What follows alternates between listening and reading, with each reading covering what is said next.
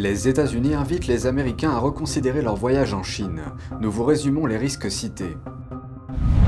Vladimir Poutine s'apprête à participer à une réunion virtuelle avec Xi Jinping, sa première apparition sur la scène internationale après la mutinerie de Wagner.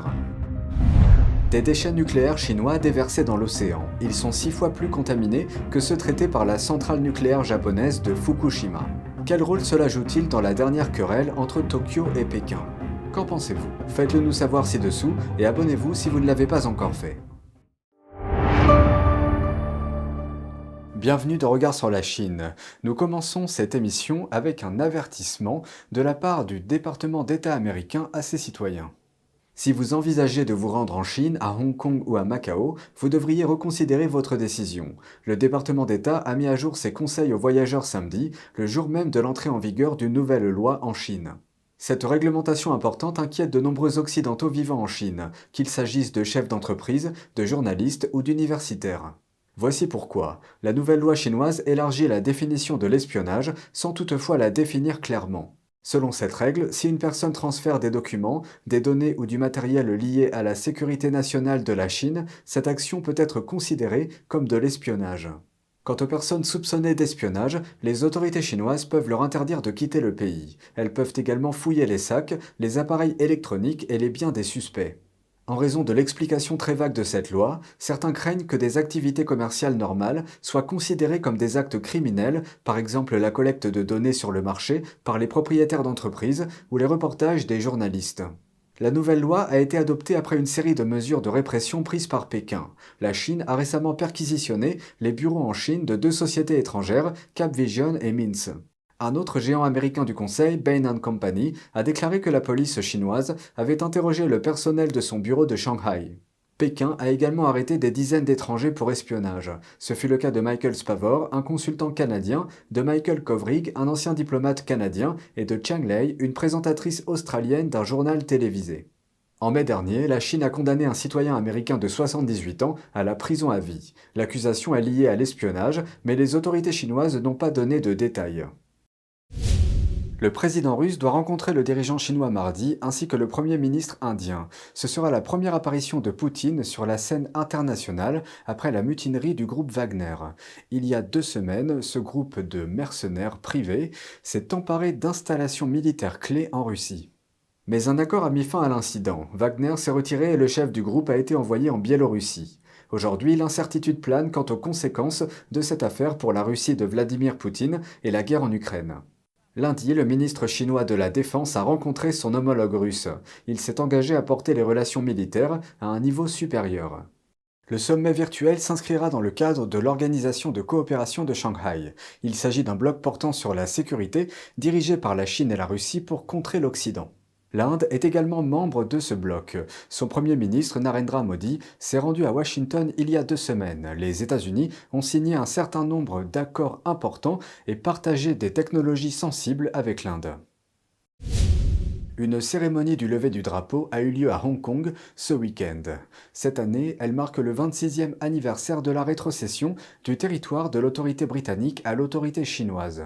Rejoint par des représentants et des responsables militaires de Pékin sur scène, le dirigeant de Hong Kong, John Lee, a mis en garde les citoyens de Hong Kong contre les forces visant la Chine, décrivant certaines d'entre elles comme étant tapies à Hong Kong.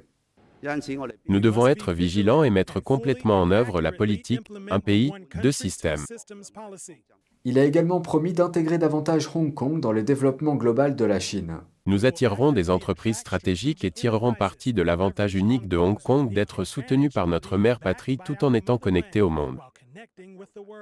La Grande-Bretagne a rendu Hong Kong à la Chine le 1er juillet 1997, mais à une condition, la formule un pays 2 systèmes.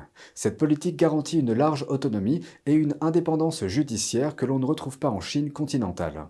Les critiques affirment que cette promesse a été détruite depuis lors.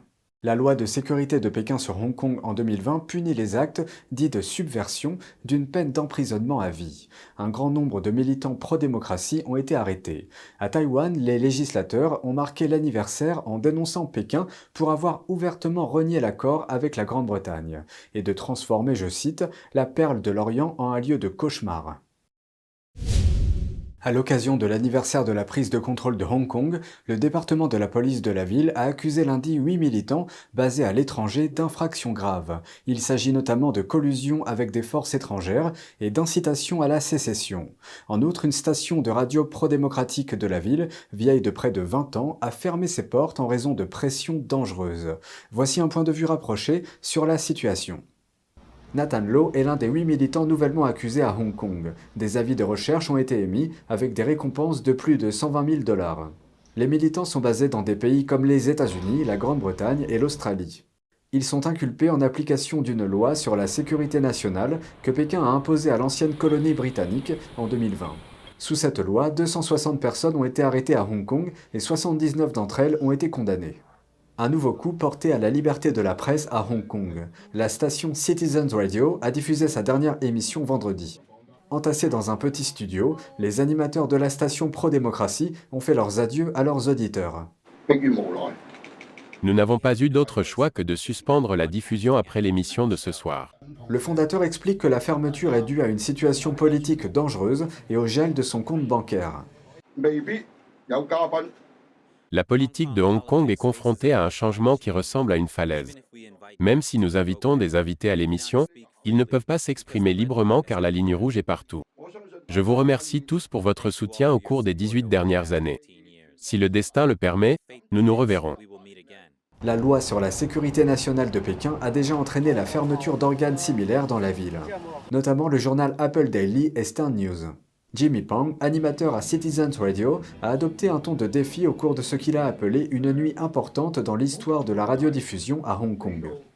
Le fait de couper le micro ne signifie pas que nous ne pouvons plus nous exprimer. Les autorités de Hong Kong ont répété à maintes reprises que la liberté des médias était respectée et inscrite dans les lois de la ville.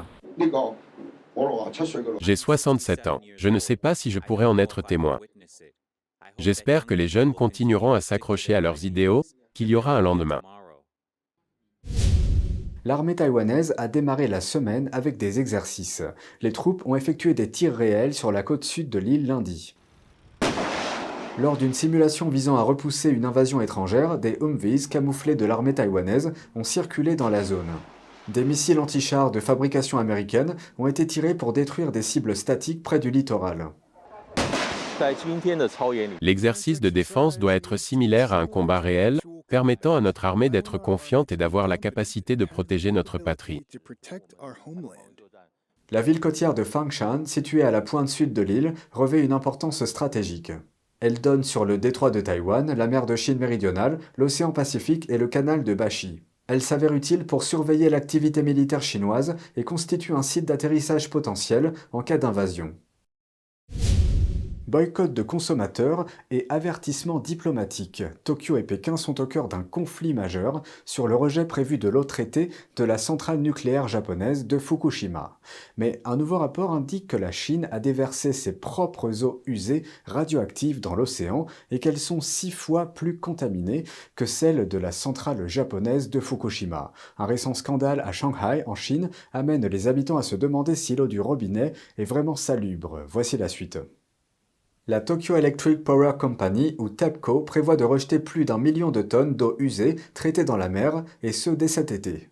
Ce rejet a été décrit comme une solution à la catastrophe nucléaire survenue il y a 12 ans à la centrale de Fukushima Daiichi, à la suite d'un tremblement de terre et d'un tsunami. À l'époque, l'eau utilisée pour refroidir le réacteur endommagé s'était accumulée en grande quantité. Le projet de Tokyo de rejeter l'eau désormais traitée a été critiqué par Pékin au motif qu'il pourrait nuire à l'environnement marin mondial et à la santé publique. Mais TEPCO a déclaré que l'eau ne contenait que des niveaux dilués de tritium, une substance nucléaire radioactive à faible risque. Sa concentration atteint désormais un 40e du niveau autorisé pour l'eau potable au Japon, soit moins de 22 billions de becquerels par an. Outre cela, un nouveau document gouvernemental montre que les émissions de tritium de la Chine étaient beaucoup plus élevées. Sur les 4 centrales nucléaires situées le long de la côte orientale de la Chine, 3 ont rejeté plus de 4 fois plus de tritium que Fukushima en 2020. La centrale ayant les émissions les plus élevées a rejeté 6,5 fois plus de tritium que Fukushima. Les eaux usées industrielles ne sont pas les seules à poser problème en Chine. Certains habitants de Shanghai ont vu de l'eau trouble et d'une teinte rougeâtre s'écouler de leur robinet.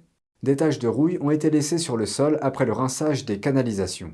Selon une inspection effectuée par une compagnie des eaux, l'eau domestique de ce quartier résidentiel était acheminée par des tuyaux contre les incendies. Cela signifie que plus de 130 ménages ont pu boire cette eau pendant 8 ans.